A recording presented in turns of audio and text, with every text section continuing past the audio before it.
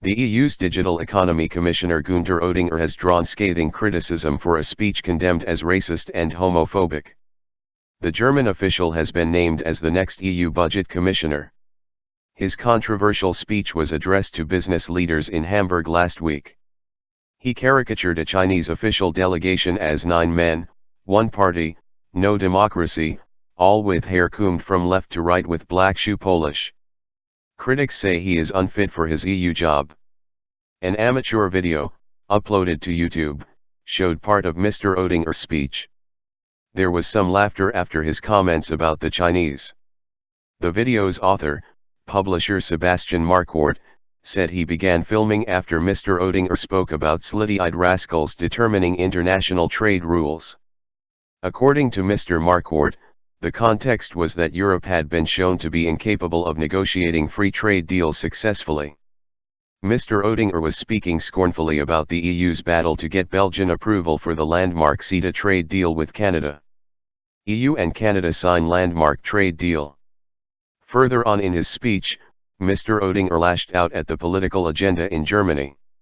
He said that the agenda consisted of mothers' pensions, minimum pensions, pensions at 63, welfare payments, soon it'll be compulsory gay marriages. Sloppy turn of phrase.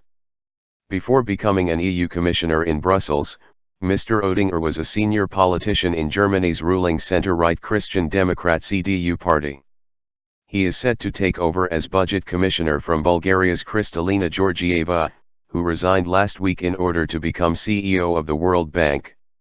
Defending his speech later, he told the German daily Die Welt that he had spoken rather sloppily about the Chinese, but in no way was it intended to be disrespectful to China.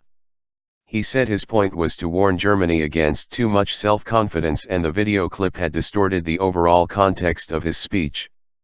The Secretary-General of Germany's center-left Social Democrats, SPD, Katharina Barley, condemned the speech, saying someone who openly spreads racist and homophobic opinions disqualifies himself from top political posts.